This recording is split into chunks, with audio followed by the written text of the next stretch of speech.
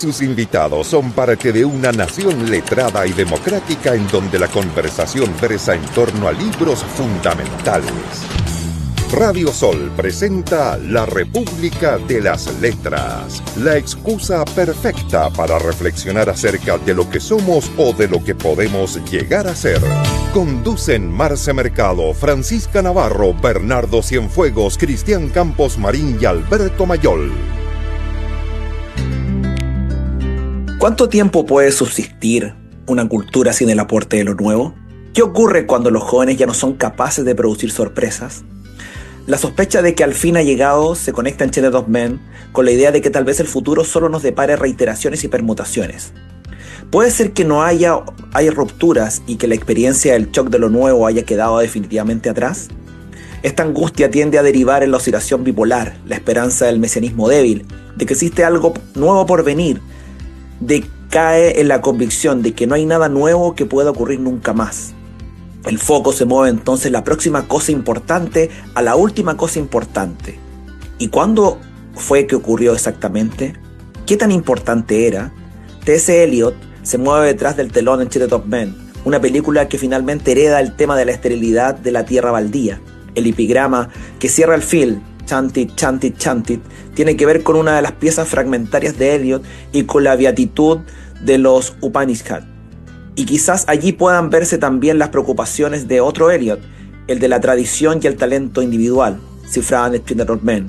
Y fue en ese ensayo en el que Eliot, anticipando a Harold Bloom, propuso la existencia de una relación recíproca entre lo ya canonizado y lo nuevo en la cultura. Lo nuevo se define en respuesta a lo ya establecido. Al mismo tiempo, lo establecido debe reconfigurarse en respuesta a lo nuevo.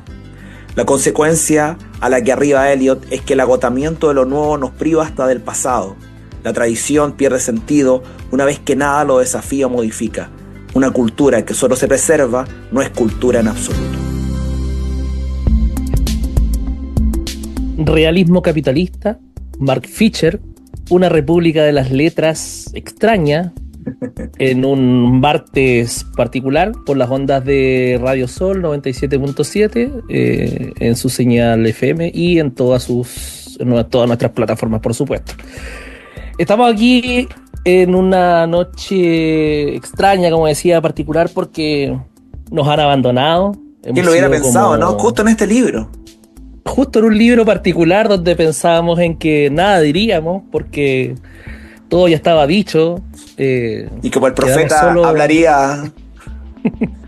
Quedamos solos con el profesor Cristian Campos, hablando de, una vez más, de uno de los tantos diagnósticos que existen de la época contemporánea, del posmodernismo, de los modelos económicos actuales y cómo nos estamos yendo al carajo triste y silenciosamente. Profe, invitaste a toda la República, quedamos nosotros, sobreviviendo a este caballero que trabajó como profesor, crítico cultural, escritor, en la onda de los blogs, que tuvo ahí una época significante para todos, incluso para nosotros. Marce Mercado también estuvo ahí publicando en su momento. Mark Fisher, que nació el año 1968 y se desvivió el año 2017, a propósito de lo mismo que él mencionaba y a propósito de lo que conversábamos ahí en la previa con el profesor, que me da mucha menos esperanza de que esto tenga alguna posibilidad de alternativa, como él mismo lo plantea en este libro. Se suicida el 2017, a propósito ya de un largo proceso que estaba viviendo de depresión y otras cosas. Depresión, sí. Bueno, es interesante lo de Fisher porque él es escritor, es crítico, es crítico musical, es editor. Y claro, el K-Pop, que es como su blog, que era súper conocido por precisamente crítica cultural y sobre todo musicales. Entonces, en el texto precisamente encontramos mucha referencia a películas, a géneros musicales, a canciones. Y tiene, yo siento, para mí siempre una gracia en términos de leer este tipo de contenido que parece muy denso, y efectivamente lo es en muchos párrafos, el ir mezclando o ir poniéndote estos elementos de cultura pop, por decirlo de alguna forma, con filosofía, con citarte a Jameson, con citarte a Badiou, con citarte una serie de filósofos muy densos, pero meterte entre medio, digamos, estas referencias más culturales que uno entiende bastante bien. Ahora, claro, si alguien quiere esperanza respecto de este texto, no sé si es el momento, sobre todo a nivel mundial, en fin. Lo comentábamos respecto a nosotros que nos toca el tema de la educación. Es como para... Y lo comentaremos seguramente largamente. Es como para no sentir mucha esperanza y concordar, digamos, con Mark en muchos sentidos. Sí. Bueno, porque él plantea el concepto del realismo capitalista como elemento fundamental, digamos. Y básicamente esto es un libro para pensar precisamente el capitalismo en la actualidad, pues, o sea, en el fondo de los últimos 30 años, post caída del muro de Berlín. Algunos prefieren, claro, que ahí la conceptualización es bien variada, porque algunos prefieren hablar de neoliberalismo, otros prefieren hablar de capitalismo tardío, otros prefieren hablar, digamos, de capitalismo cognitivo. En el caso de Fischer, él plantea, digamos, este concepto. Y claro, en algún momento las distopías del siglo XX, las grandes distopías del siglo XX, hablaron de la opresión absoluta, pues no sé, 1984, Un mundo feliz de Huxley. En el capitalismo tardío, esta opresión, digamos, absolutista ya no es el problema, sino que precisamente la gran elemento distópico que plantea Fischer tiene que ver, digamos, con la idea de un futuro inviable. O sea, en el fondo la idea, digamos, de la cancelación del futuro.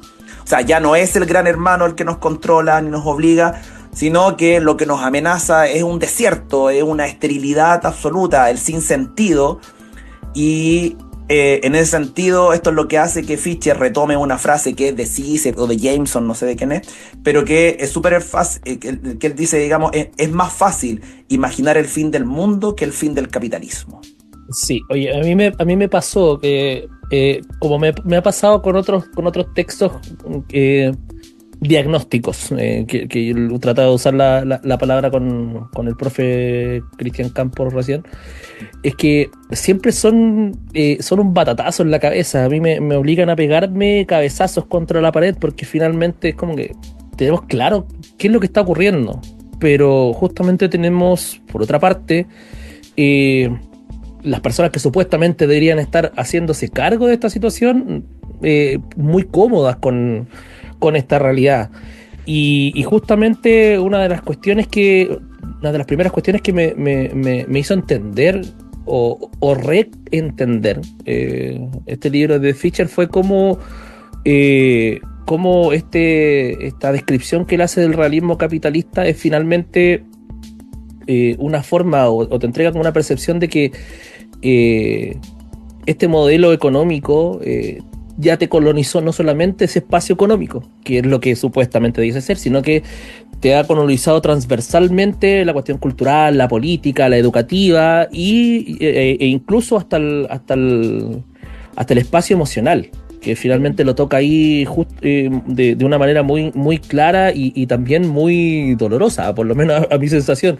Deja constantemente estas frases que van refiriendo a cómo se vuelve insoportablemente doloroso darse cuenta de que no tienes ninguna escapatoria.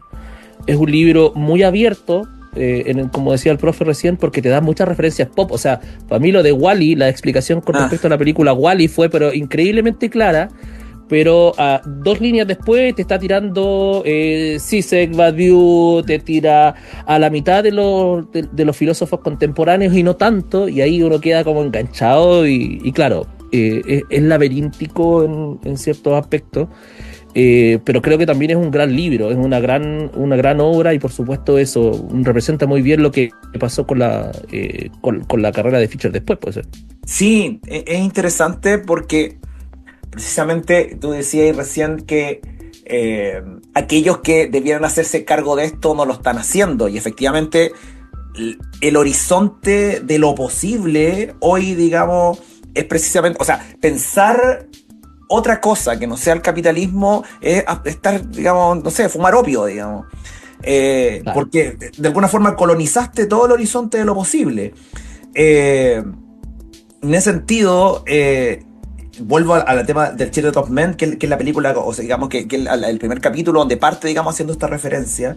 Y claro, él toma precisamente de esta película que es una sociedad, digamos, que no puede procrear y por tanto no tiene perspectiva de futuro. Y claro, la película, yo incluso estuve revisando un poco la película, la había visto en algún momento y la volví a ver, digamos. Y claro, tú veis que el espacio público fue abandonado, o sea, las imágenes lo muestran, digamos. Y la representación que existe del Estado en la película es una representación policial y militar. Que por lo demás, tú miráis el panorama actual y no estamos ahí. No estamos ahí estamos, en la puerta. Ahora, claro, y la pregunta con la que cierra, digamos, que está dando vuelta permanentemente en el texto es ¿cuánto tiempo puede resistir una cultura sin el aporte de lo nuevo? Digamos, sin la imposibilidad de crear. ¿Quién dispara? Bueno, mira, déjame partir yo porque creo que menciona dentro de la cuestión musical como ejemplo de lo que está ocurriendo con este capitalismo tardío o realismo capitalista a Kurt Cobain, pero también hay un tema particular de Smiths que creo que es muy claro, y de hecho dice en un momento así como empecé a buscar trabajo y conseguí trabajo y ahora el cielo sabe que soy miserable, así que vámonos con ese tema, pues. Heaven knows I am miserable now, de The Smiths. I was happy in the haze of a drunken hour, but heaven knows I'm miserable now. I was looking for a job and then I found a job, and heaven knows I'm miserable now.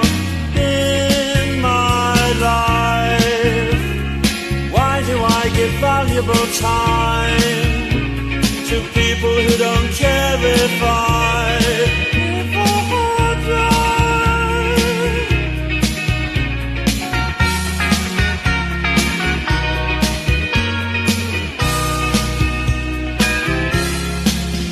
Two lovers entwined pass me by, and heaven knows I'm miserable now. I was looking for a job and then I found a job, and heaven knows I'm miserable now. In my life, oh why do I give valuable time to people who don't care if I die?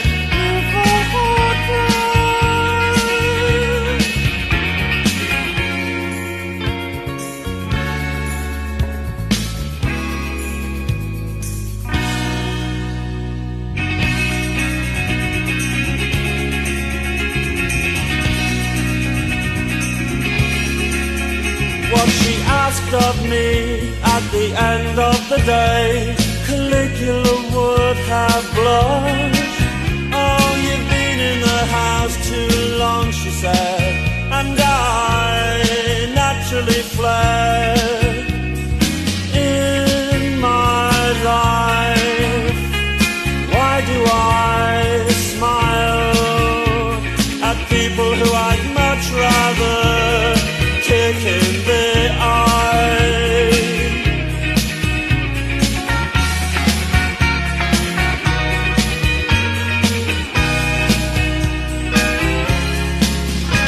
I was happy in the haze of a drunken hour, but heaven knows I'm miserable now. Oh, you've been in the house too long, she said, and I naturally fled. In my life, oh, why do I give valuable time to people who don't care if I die?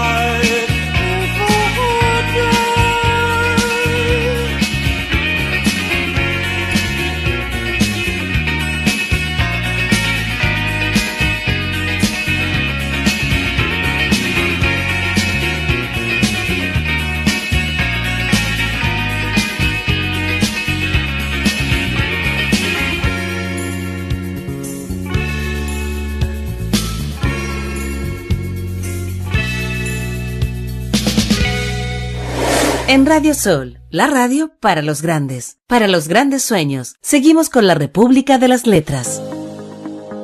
Hoy en día los profesores soportan una presión intolerable, la de mediar entre la subjetividad postliteraria del capitalismo tardío y las demandas propias del régimen disciplinario, como los exámenes. En este sentido, y lejos de ser una torre de marfil que se mantiene a salvo del mundo real, la educación es más bien el motor de la reproducción de la realidad social, el espacio donde las incoherencias del campo social capitalista se confrontan en directo. Los profesores debemos ser facilitadores del entretenimiento y al mismo tiempo disciplinadores autoritarios. Deseamos ayudar a los alumnos a pasar los exámenes y ellos desean tenernos como figuras de autoridad, capaces de decirles qué hacer. Pero esta interpelación del profesor como figura de autoridad es justamente lo que exacerba el problema del aburrimiento. ¿O existe algo cuya raíz esté en la autoridad que no sea, de entrada, aburrido? Irónicamente, a los educadores se les exige el rol de disciplinador justo cuando las estructuras disciplinarias colapsan.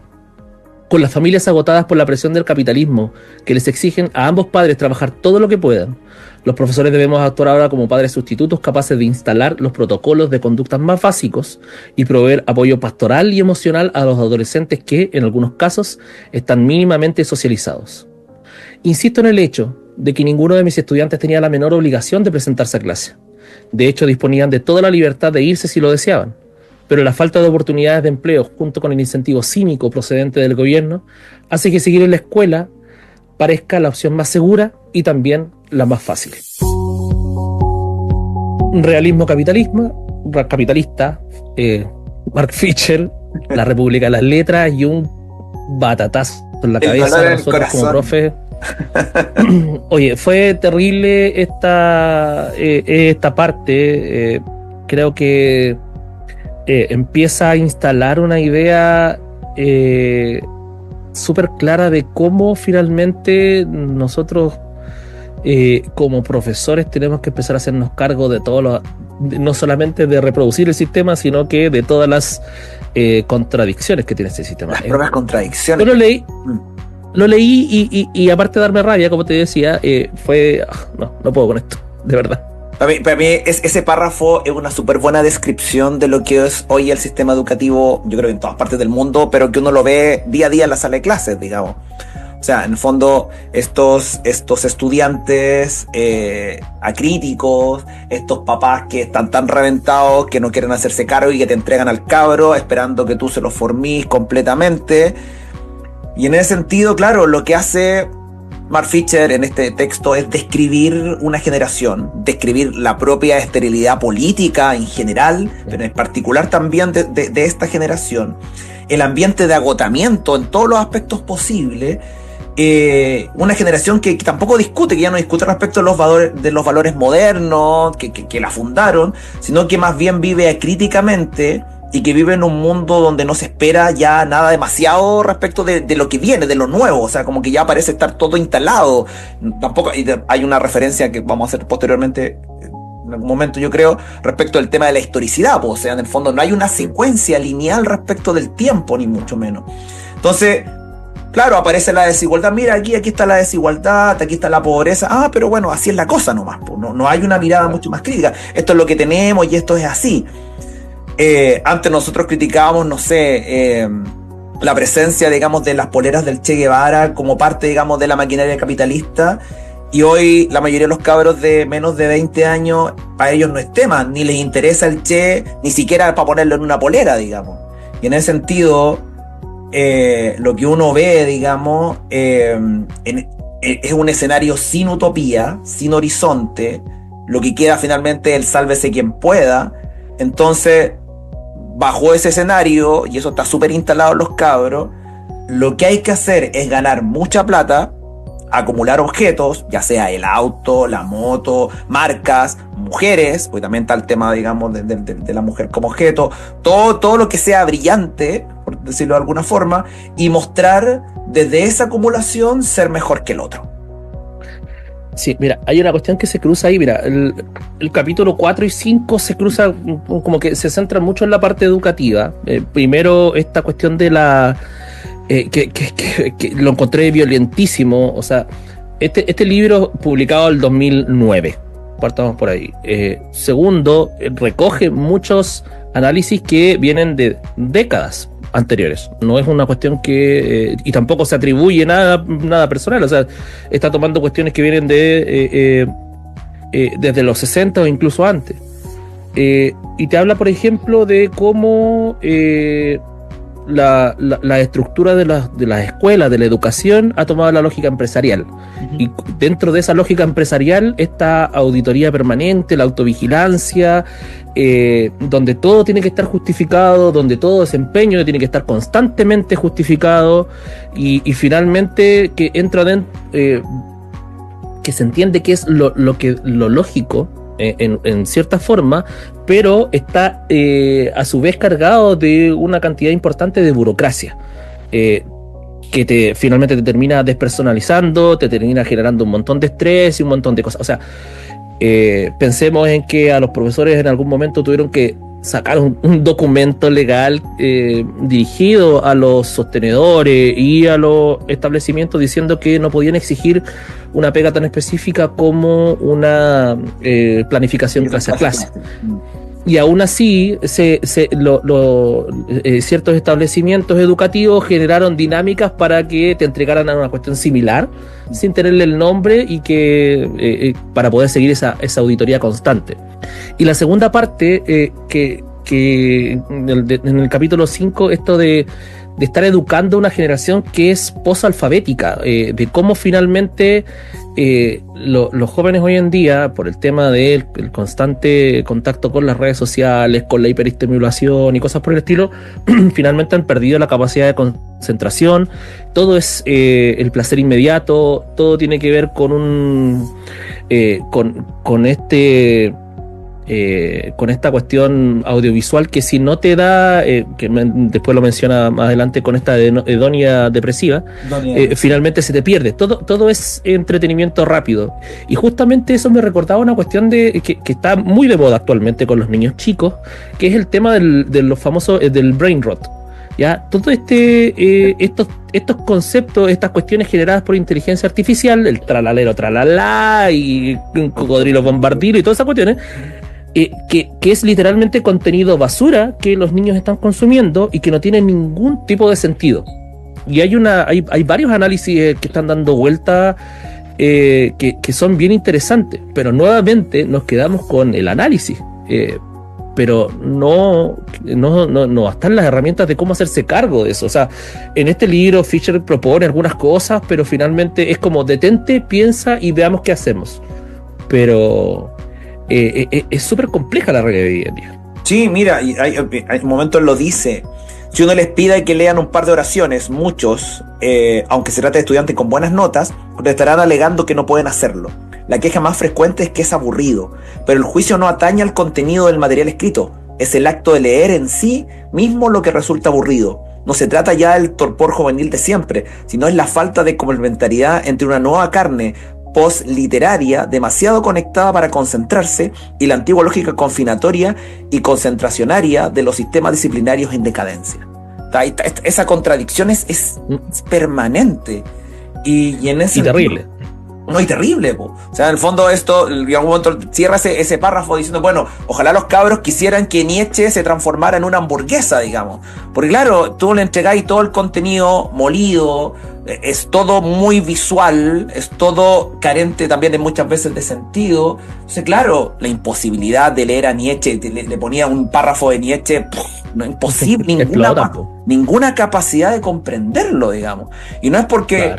Claro, no hay una cuestión cognitiva, sino que en realidad tu cerebro ya no está preparado para eso. Entonces, claro, si todo, también incluso la cultura se reduce, no sé, a charlas TED, digamos, de 15 minutos, donde todas son iguales, donde tenéis, no sé, un relato de superación, 2 chistes entre medio y no sé qué al final, y todas son más o menos iguales, y eso es cultura. Entonces, claro, que después vaya a leer Nietzsche. Profesor, su tema. Bueno. ¿A quién va dedicado? ¿A qué corazón va dedicado esta vez? No, es complejo, me imagino que a ti te pasó lo mismo, tenía muchas referencias de temas, porque además Fisher te da harto como te cita mucha canción y mucho cantante, pero me quedé con algo más local, estoy súper pegado, bueno, en realidad lo terminé hace rato, pero me gustó mucho, un podcast de la vida de Jorge González que se llama Necesito Poder Respirar. Y en torno a todo eso, digamos, el año 94 él lanza un disco que es absolutamente depresivo, y el disco se llama El futuro se fue, y precisamente vamos con esa canción. Yo no existo en el mañana, yo no existo en el ayer, yo no lloro por lo que vendrá, no me sirve lo que fue. Este día es lo que tengo, y se llama hoy. Este día es lo que tengo, y se llama hoy. El futuro se fue, ese año 90, nadie nos gritó vuelta, vuelta, vuelta de tortilla. El futuro pasó, con todo modernísimo, muchos creyendo en nada, salvo en los arreglines. El futuro fundó, en primera y bigote, estando Robocop, Zamapocho, Terminator, Sentai. El futuro no está, el futuro pasó, el futuro se fue. Yo no existo en el mañana, yo no existo en el ayer, yo no lloro por lo que vendrá, no me sirve lo que fue. Este día es lo que tengo, y se llama hoy. Este día es lo que tengo, y se llama hoy. El futuro se fue, el 73, pues llegó la edad media, el remoto de fondo. El futuro pasó, yo lo vi quemar, entre libros y cintas. El futuro pasó, ya no está, se fue. Yo no existo en el mañana, yo no existo en el ayer, yo no lloro por lo que vendrá, no me sirve lo que fue. Este día es lo que tengo, que se llama hoy. Este día es lo que tengo, que se llama hoy. Hoy.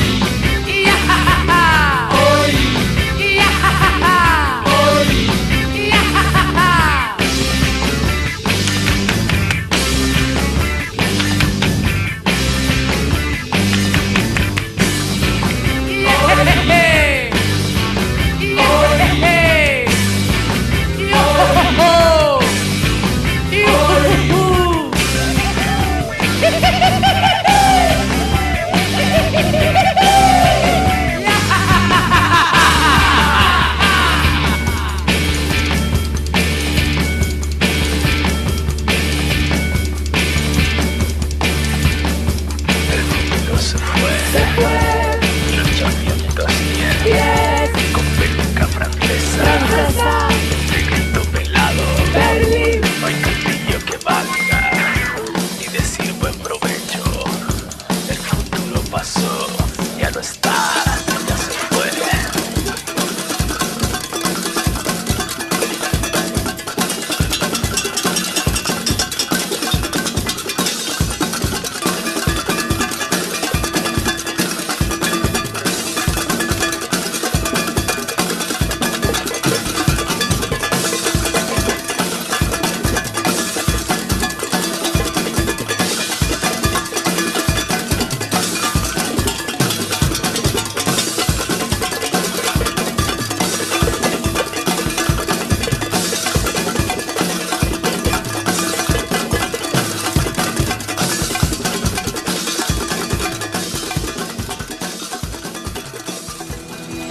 Seguimos en Radio Sol con la República de las Letras. El conflicto psicológico interno de los individuos no puede sino generar daños colaterales enormes. Marazzi investiga el vínculo entre el trastorno bipolar y el posfordismo. Si la esquizofrenia es la enfermedad que señala los límites exteriores del capitalismo, como quieren Deleuze y Gautieri, el trastorno bipolar puede ser la patología mental propia del interior del capitalismo. Con sus continuos ciclos de auge y depresión, el capitalismo es un sistema fundamental y irreductiblemente bipolar, que oscila de modo salvaje entre la manía optimista, en la exuberancia irracional de las burbujas y el bajón depresivo. Que hablemos tanto de depresión económica, desde luego, no es una casualidad. En un grado nunca visto en ningún otro sistema social, el capitalismo se alimenta del estado de ánimo de los individuos. al mismo tiempo que los reproduce, sin dosis iguales de delirio y confianza ciega, el capitalismo no podría funcionar. Parece que en el marco del postfordismo fue posible que extremara su agudeza aquella plaga invisible de desórdenes afectivos y psiquiátricos que sin bulla y sin pausa comenzó alrededor de 1750, en el amanecer del capitalismo industrial. El trabajo de Oliver James es relevante en ese sentido. En The Selfish Capitalist, James ratifica los importantes aumentos en la frecuencia de las patologías mentales a lo largo de los últimos 25 años.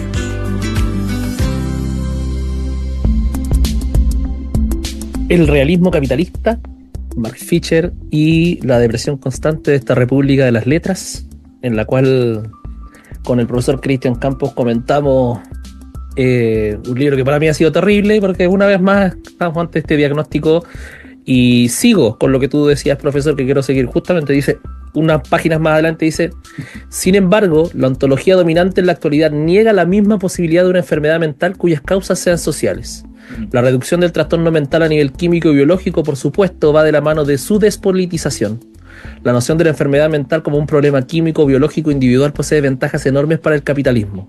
Y ahí empieza a enumerar cuestiones, por ejemplo, que se refuerza el sistema al sujeto aislado, si estás enfermo es por culpa de tu química cerebral, y así sucesivamente. O sea, cómo finalmente te llevan a este espacio donde el individualismo es extremo. O sea, tú eres tu propio jefe, tú tienes que ser el mejor de todo, hueona tu podí, y así un largo etcétera, donde finalmente estás completamente roto, y es tu culpa además. O sea, no importa si vives en un campamento o con condiciones precarias, o donde tienes que trabajar 12 horas para poder mantener a tu familia, no importa, es culpa tuya. Es culpa tuya por haber nacido pobre. El pobre es pobre porque quiere, y bla, bla, bla, así por estas cantatas. Horrible. El capitalismo, y esto lo deja súper claro el texto, es inherentemente disfuncional, por eso tiene estos ciclos de subida y bajada, pero el costo que se paga para que funcione es sumamente alto, y uno de esos costos son precisamente las enfermedades mentales. El enorme consumo de antidepresivos, tenemos sociedades enteras deprimidas o que necesitan estimulantes o drogas para funcionar. Yo, a nivel personal, hay algo que me ha sorprendido mucho en el último año quizás. Yo camino habitualmente muy temprano en la mañana, hago compras, qué sé yo, muy temprano, y veo mucha gente consumiendo marihuana fundamentalmente camino a la pega.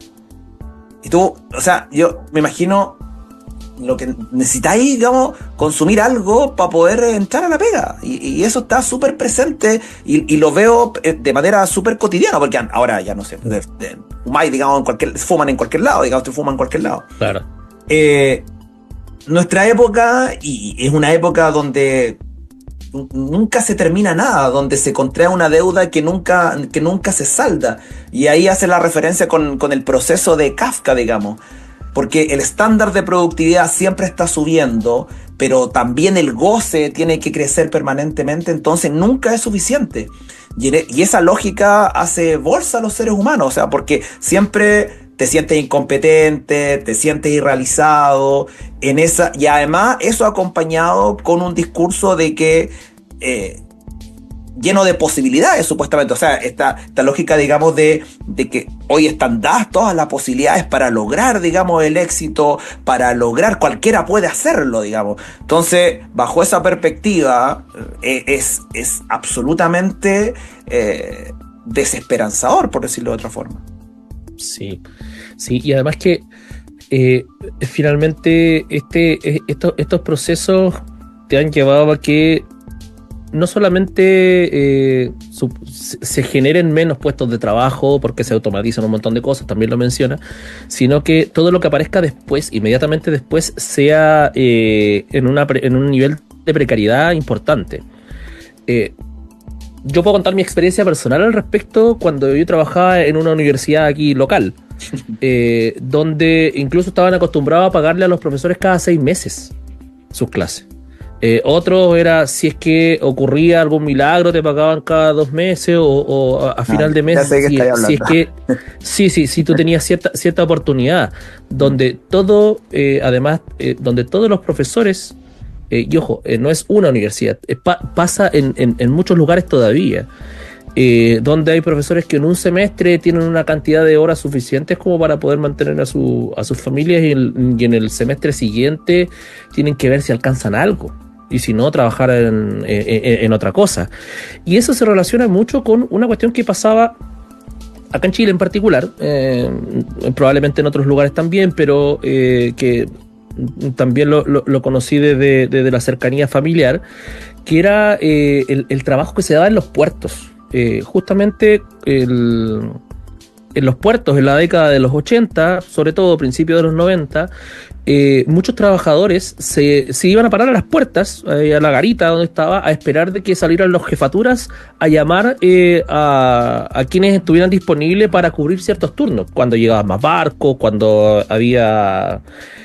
por ejemplo, ausencias de otros trabajadores, de otros portuarios, y a esta gente se le llamaba eventuales, ¿ya? Y justamente estos eventuales trabajaban en un nivel de precariedad muy importante, no tenían ningún tipo de seguro social, no tenían ningún tipo de respaldo de su trabajo, había semanas donde ellos podían trabajar súper bien y otras donde no tenían nada más que hacer. Y justamente... es interesante cómo ese tipo de figura laboral se está dando hoy en día en otros contextos y totalmente normalizada. Y es terrible, porque estamos hablando de, insisto, 40 años atrás.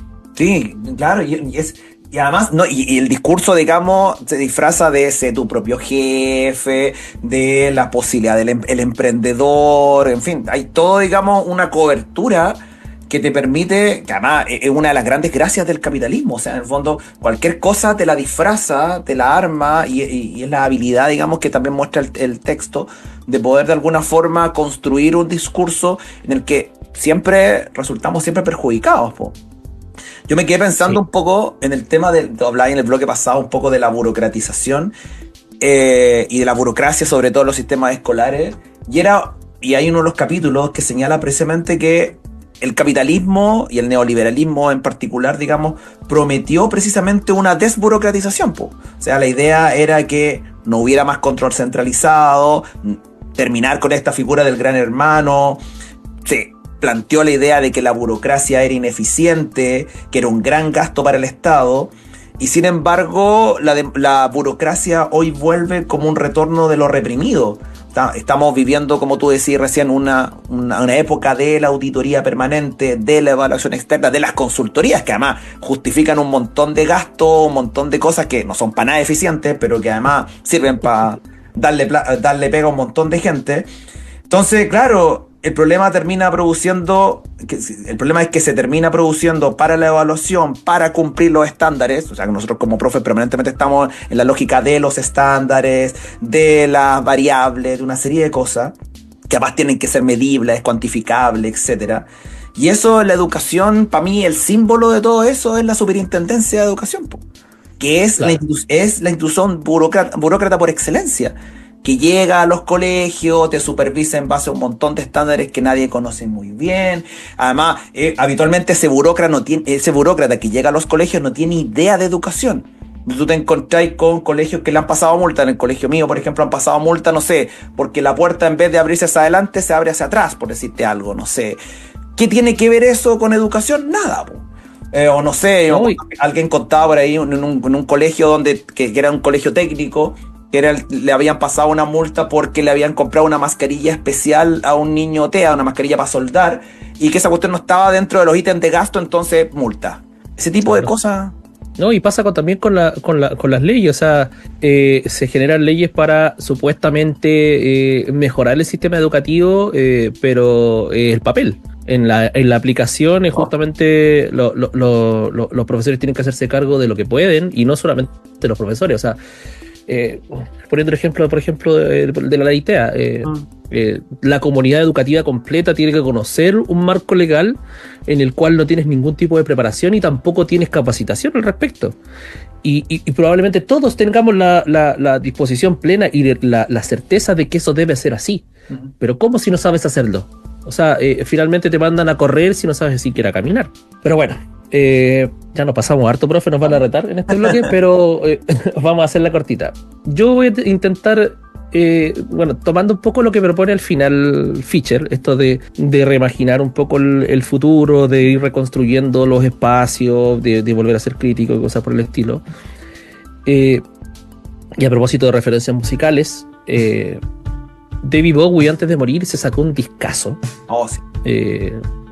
Y dentro de este discazo que se llamaba Black Star, había uno de los temas notables de su carrera, y nos vamos un poco con eso, a propósito de esta esperanza que yo no veo propuesta por Fisher. Así que vámonos con Lazarus de David Bowie.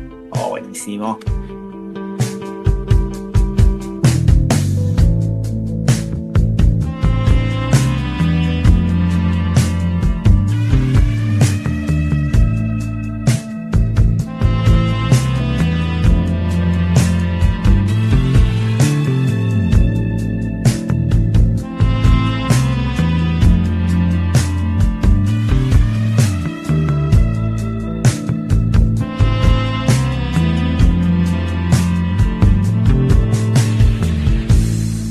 Up here, I'm in heaven. I've got scars that can't be seen. I've got drama, can't be stolen. Everybody knows me now.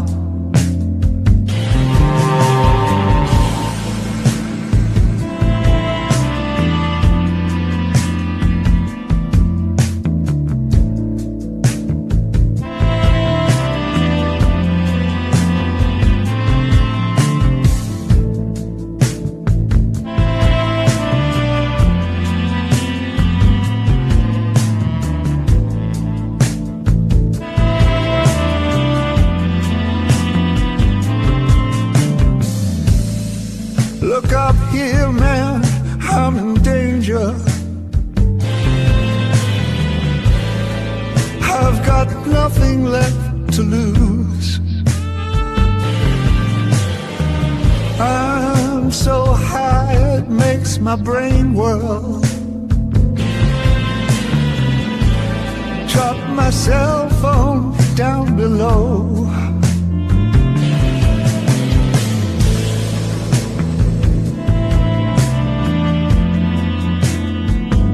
That just like me.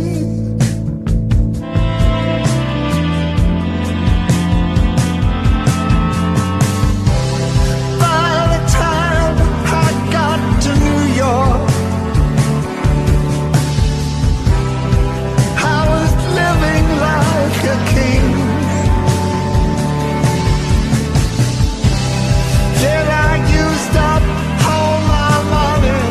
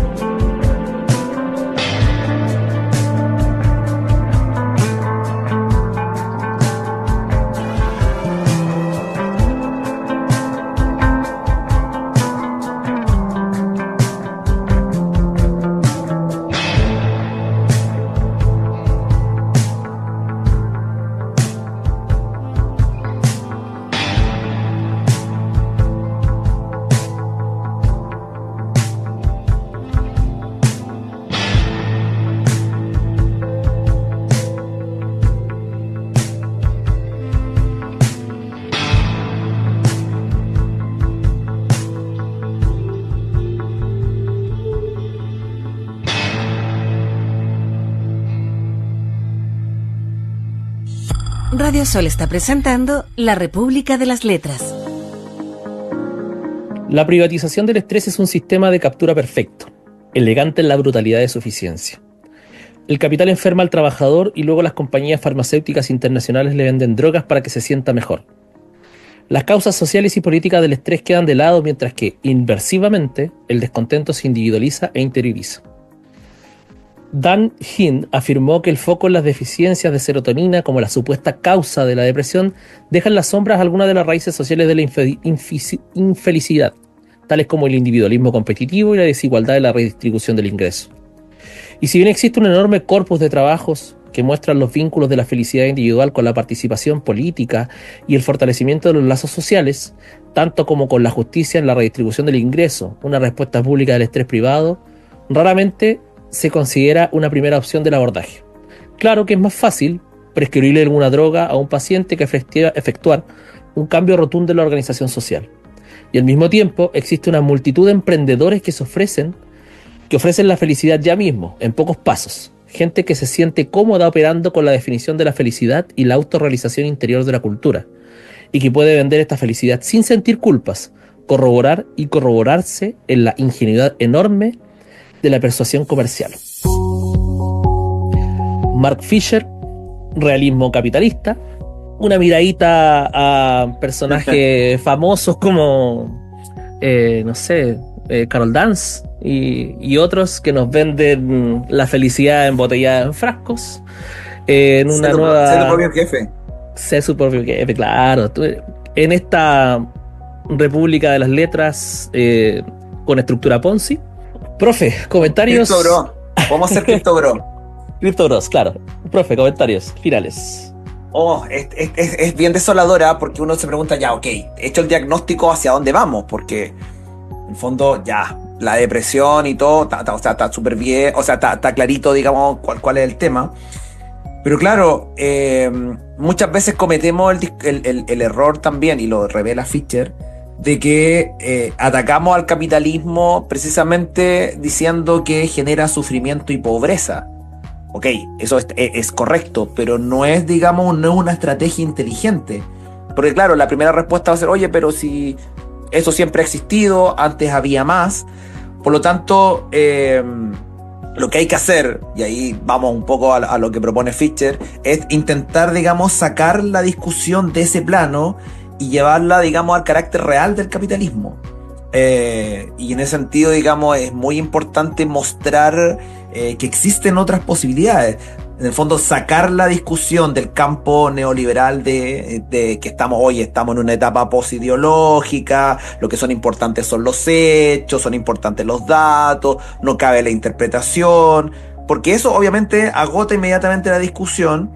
Y por otro lado, ¿cierto?, te instala en una cuestión como de ontología, digamos, de negocio, o sea, donde el lenguaje, ya lo mencionamos anteriormente, permanentemente hace referencia a elementos, digamos, de carácter capitalista. Entonces, desde esa perspectiva es súper importante ver o develar, digamos, que una de las cosas con las que hay que trabajar es enseñar a pensar fuera de lo que el realismo capitalista te propone, digamos. Yo leía parte de lo que era... Sí, no, terrible y complejo. Yo leía justamente parte del apéndice porque tiene 2 apéndices este libro. Sí. Y justamente es como que te lleva más a lo profundo, más al abismo, para después soltarte y darte algunas ideas. Y de hecho te da algunas semillas de esperanza respecto a de que sí es posible desafiar esta estructura, el realismo capitalismo, si es que se actúa en los espacios correctos, o sea, si es que se empieza a construir desde la cultura, desde la educación y desde los afectos, pero no desde esta cuestión de que como se menciona muchas veces tan posmoderna del eslogan, ¿cachai? De la cuestión más superficial, que es un poco finalmente el mensaje que a mí me va dejando este libro. Es que la lectura de tanto el corpus de Mark Fisher, porque él tiene un montón de cosas que refieren a distintos análisis de la coyuntura, como por ejemplo nosotros que hemos leído una buena parte del corpus de Byung-Chul Han y de otros autores, que finalmente nos dan este diagnóstico, pero finalmente todo se transforma en algo anecdótico, o un mero homenaje en el caso, por ejemplo, de Fischer. Gente que lo defiende, que finalmente levanta armas y voces respecto a estos planteamientos, pero desde esta defensa religiosa no sirve si es que uno no empieza a tomarlo como el punto de partida para trabajar por cambio o para hacer cosas diferentes.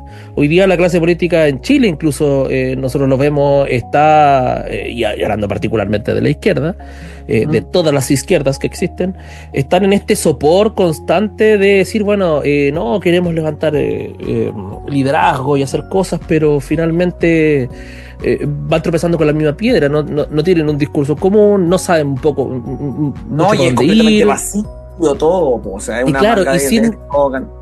Exacto, no hay no hay esta base. historicidad, digamos, no hay una secuencia, siempre esta cuestión fragmentaria que es casi como una historia de Instagram, digamos. O sea, claro, queda ahí dentro. Claro, al final se va quedando en ese espacio. O sea, todo finalmente es el eslogan que tú puedes reproducir constantemente en alguna red social y decir, no, lo que dice el otro es la mentira, la verdad, y la realidad es que todos nos estamos hundiendo un poco y estamos todos aquí con la cabeza apenas fuera del agua esperando que ocurra algo, finalmente. Sí, mira, hay un pedacito acá que lo tenía subrayado. Deberíamos pelear por algo distinto, por la construcción de una modernidad alternativa en la que la tecnología, la producción en masa y los sistemas impersonales del gerenciamiento contribuyan todos a la remodelación de la esfera pública. Y público no significa en este caso estatal. El desafío es imaginar un modelo de propiedad pública que no sea el de la centralización estatal como el que se dio durante el siglo XX. Algunas pistas de este modelo pueden encontrarse tal vez en las maravillas arquitectónicas del último año del bloque soviético. Bueno, ahí lo ejemplifica, pero en el fondo te va diciendo, mira, lo público, pero no lo público entendido como el Estado, sino, mira, una construcción colectiva donde seamos capaces de mirar de manera mucho más profunda, de manera mucho más analítica y sin tanto eslogan, digamos, bueno, la realidad y poder desde ahí plantearnos alternativas, posibilidades. Claro. Finalmente el mensaje es eso, o sea, se ha llegado a la colonización por parte de este capitalismo realista del futuro, de lo que va a ser, de lo que debe ser. La utopía, el horizonte. De la utopía, exacto. Y justamente te propone Fischer como romper ese paradigma, pero desde la cuestión esencial, o sea, reconstruir la propia criticidad para poder imaginar una nueva perspectiva. Eso a mí me parece súper interesante y un desafío muy complejo, pero del que finalmente tenemos que hacernos cargo. Correcto. Profesor, nos vamos a tirar de cuál puente, de cuál acantilado esta vez, después de esta lectura. Gracias por traerme a Fischer. Esperanza mi vida.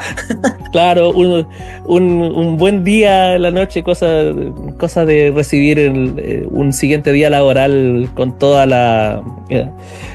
brillo y el optimismo que significa existir en Chile.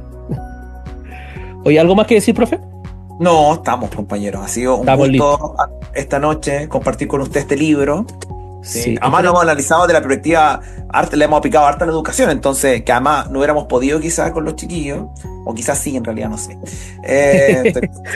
Sí, pero yo creo que ha sido una noche interesante. Gracias por compartir con nosotros. Esperemos que los chicos vuelvan la próxima semana. Uno nunca sabe las cosas que nos depara el destino, pero bueno, así es la vida, así es esta república.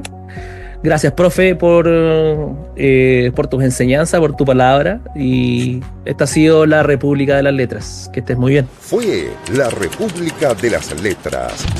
Hasta la próxima semana, cuando nos reunamos en torno a los libros con un viaje imaginario por un mundo sin límites. A preparar las maletas. Conducen Marce Mercado, Francisca Navarro, Bernardo Cienfuegos, Cristian Campos Marín y Alberto Mayol.